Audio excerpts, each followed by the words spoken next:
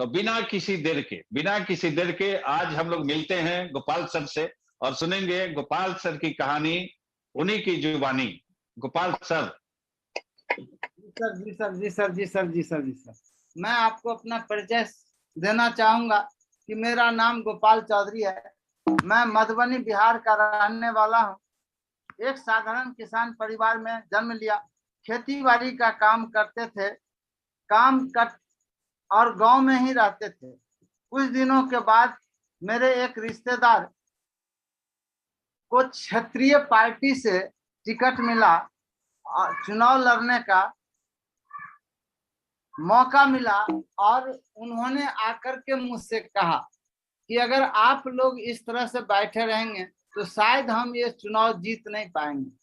बात समझ में आई और हमने भी निर्णय लिया कि नहीं, इन्हें मदद करनी है।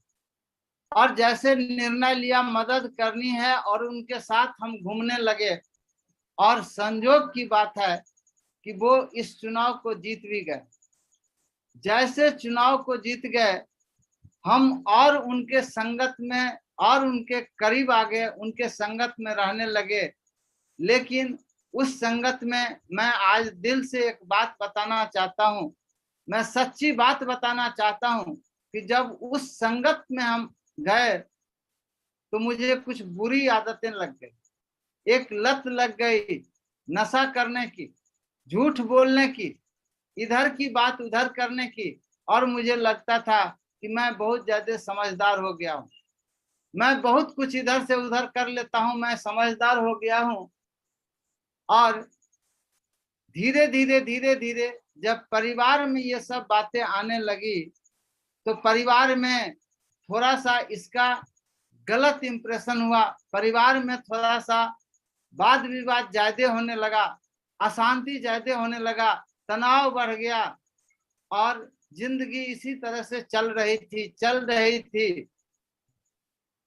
अचानक 2004 ईस्वी में एक मित्र मेरे पास आते हैं और उन्होंने आरसीएम के बारे में बात किया। बात कुछ समझ में नहीं आया और कभी ऐसा भी सोचा भी नहीं था कि ऐसा भी कुछ होता है।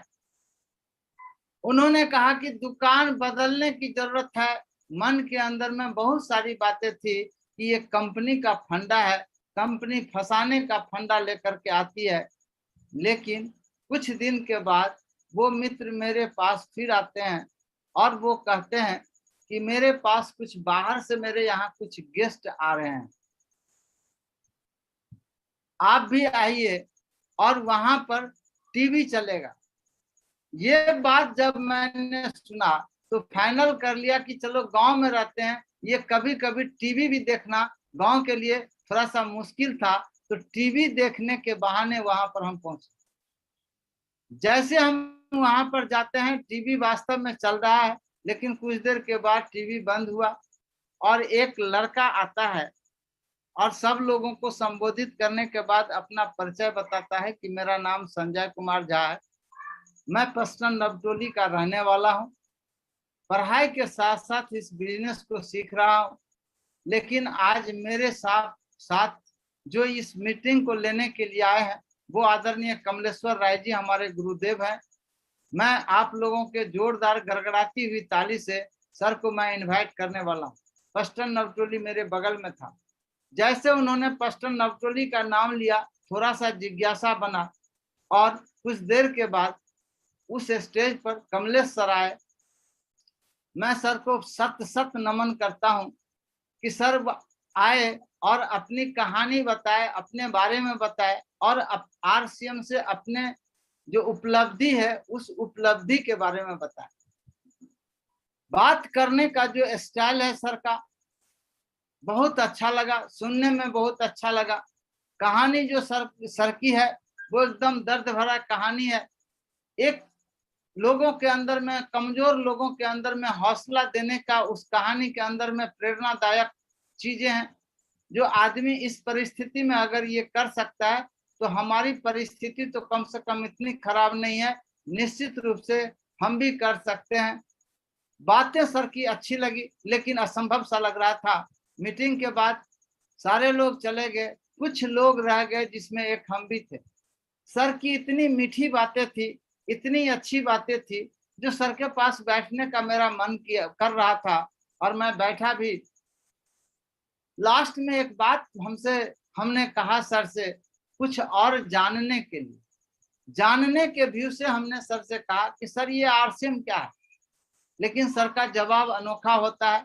हम सभी लोग जानते हैं, अनोखे व्यक्तित्व के धनी हैं सर। सर ने एक बात कही कि आरसीएम क्या है। आरसीएम जहां सपने साकार होते हैं, जिसके पास साइकिल नहीं उसके पास में भी कार होते हैं, और जिससे कोई घर में भी बात करने वाला नहीं, उसका भी पूरे हिंदुस्तान में जय जयकार होते हैं। ये बात इतने शालीनता के साथ सर कहे कि मेरे दिल के अंदर में उतर गया, और मैंने एक निर्णय लिया कि नहीं, इस आरसीएम को करूंगा, और मैंने शुरू किया। लेकिन कहा जाता है कि जब हम शुरुआत करते हैं, मेरे पास यहाँ कोई पिकअप सेंटर नहीं होता था, इस तरह की कोई परचेजिंग व्यवस्था नहीं थी, इस तरह के लोग मोटिवेट करने वाले नहीं थे। आज जिस तरह से डिजिटल प्रोग्राम हम लोग घर में बैठ के देख रहे हैं, इस तरह का कोई कार्यक्रम नहीं था। धीरे धीरे धीरे धीरे हौसला पस्त हो गया, और फिर एक बार हम बैक आ गए। कि नहीं, ये सब कहने सुनने में अच्छा लगता है, ये उतना होता नहीं। लेकिन कुछ दिन के बाद मेरे जो मित्र थे, उनके पास सर का फोन आता है। सर का फोन आता है कि आप लोग आइए, पटना में एक घटना घटने वाली है। और बहुत फोर्स किए, और वो साथी मुझे फोर्स किया, और हम चले गए पटना। पटना के मीटिंग में गए। वहां पर आदरणीय गुरुदेव बीसी छाबड़ा जी का प्रोग्राम था। पूरे प्रोग्राम का माहौल बिल्कुल शानदार था, अजब गजब का माहौल था। उस 3 घंटा के दरमियान में हमने बहुत सारे लोगों को उछलते हुए, बहुत सारे लोगों को ताली बजाते हुए, डांस करते हुए, बिल्कुल एक भी चेहरा मुझे ऐसा नहीं लगा जिसके ऊपर में कोई शिकन था, कोई गम का कोई निशानी था। सारे लोग उत्साहित थे, सारे लोग खुश थे। नजारा कुछ अलग था। उस 3 घंटा के अंदर में मुझे सिर्फ 2 बात समझ में आया। 2 बात मुझे समझ में आया। पहली बात समझ में ये आया कि वाकई में इस बिजनेस से तो पैसा आता है। यहाँ पर एक बैंक मैनेजर, यहाँ पर एक डॉक्टर स्टेज पर आते हैं, यहाँ पर एक मजदूर क्लास का आदमी, यहाँ पर एक गरीब क्लास का आदमी, किसान आदमी, यहाँ पर एक बिजनेसमैन आदमी, सब तरह के लोग, सब कैटेगरी के लोग यहाँ पर आते हैं और अपने इनकम बताते हैं। और इतनी छोटी और इतनी बड़ी इनकम बताते हैं कि इसमें झूठ का कोई गुंजाइश नहीं हो सकता है। तो एक बात मुझे समझ में आ गया कि यहाँ पर पैसा आता है, ये बात मुझे समझ में आया। और दूसरी बात मुझे ये समझ में आया कि अगर इन लोगों को पैसा आ सकता है तो मुझे भी पैसा आ सकता है।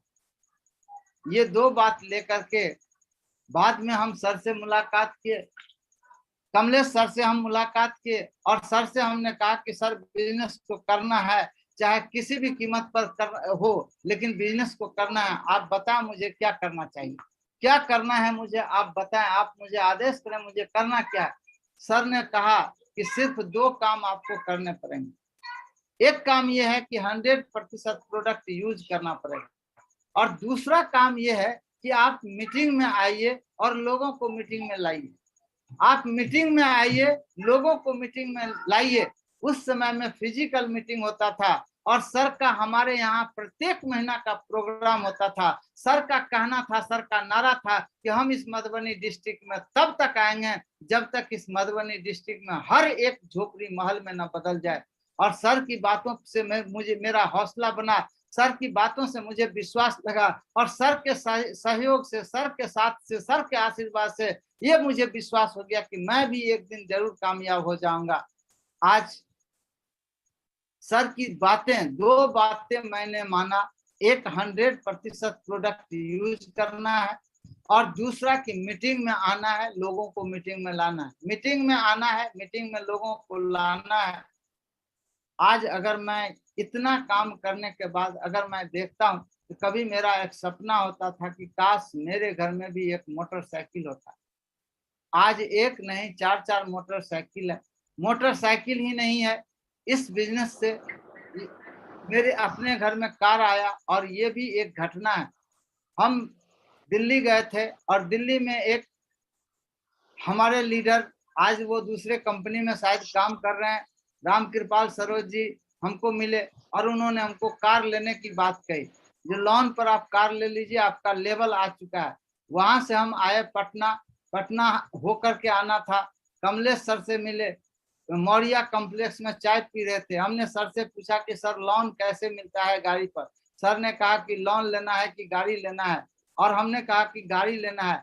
चाय पिए और मौर्या कॉम्प्लेक्स के ठीक सामने में अपोजिट साइड में मारुति का शोरूम था, और वहां पर सर हमको ले जाते हैं मारुति के शोरूम में, और सर हमको कहते हैं कि इसमें से गाड़ी पसंद कीजिए, कौन सी गाड़ी लेना है। हमने कहा कि सर क्यों मजाक कर रहे हैं। सर ने कहा आप पसंद कीजिए। हमने कहा सर क्यों मजाक कर रहे हैं। तुरंत हमने अपने घर फोन लगाया, हम अपने लड़का को फोन लगाया, कहा कि देखो एटीएम में कितना पैसा है, 1,60,000 था मात्र। सर ने कहा कि आप अपने लड़का को ड्राइवर लेकर के एटीएम कार्ड लेकर के भेजिए और इधर से हम गाड़ी आपको भेज देते हैं। और बस चाय पीते पीते अपने घर में एक कार आ गई। आज किसी भी चीज की कमी नहीं है। आज जो हम अपने जीवन में 500 रुपया महीना कमाने की ताकत नहीं रखते थे, यदि कमाते थे तो इधर से उधर करके कमाते थे, वो भी कमाते थे, इधर से उधर करके कमाते थे। लेकिन आज इस सिस्टम ने मुझे दिया कि आज पैसा कमाना स्टार्ट किए, और आज अगर मैं प्रत्येक महीना की बात करूं तो लाख रुपया से ऊपर अपने घर प्रत्येक महीना आता है। आज कहां से कहां तक इस सिस्टम ने पहुंचा दिया, तो इस सिस्टम के अंदर में ताकत है। आज मैं धन्यवाद करता हूं अपने गुरुदेव आदरणीय कमलेश्वर राय जी को। आज मैं धन्यवाद करता हूं अपने गुरुदेव बीके मिश्रा जी को। आज मैं धन्यवाद करता हूं, सत सत बार नमन करता हूं अपने ग्रेट अपलाइन अजित कुमार वर्मा जी को। मैं धन्यवाद करता हूं जहां भी हैं आदरणीय संजय कुमार झा जी को, जिनकी कई बातों से मुझे प्रेरणा मिली, कई बातों से उनके बातों से मुझे बल मिला।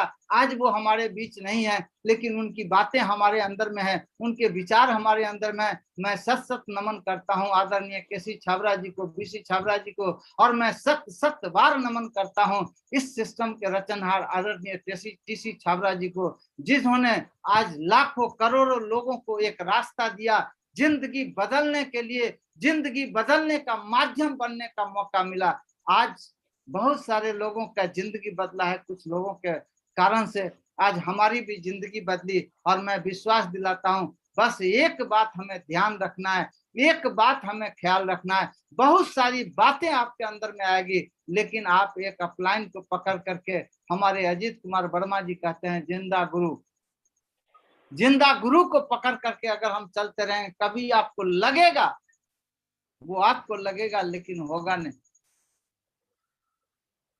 उस अपलाइन का आप उंगली पकड़ लीजिए।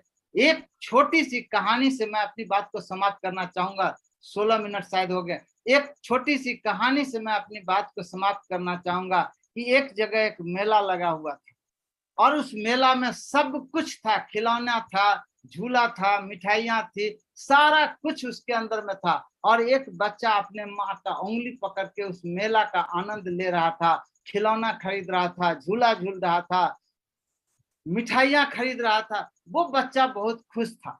लेकिन अचानक उस मेला के अंदर में एक भगदड़ हो जाता है, कुछ देर के लिए भगदड़ हो जाता है, और फिर कुछ देर के बाद वो भगदड़ समाप्त हो जाता है और मेला फिर से लग जाता है। उसमें फिर से झूला लोग झूलने लगते हैं, मिठाइयां की दुकान चालू हो जाती है, खिलौने बिकने लगते हैं। लेकिन उस बच्चे का चेहरा के ऊपर में रौनक गायब रहता है।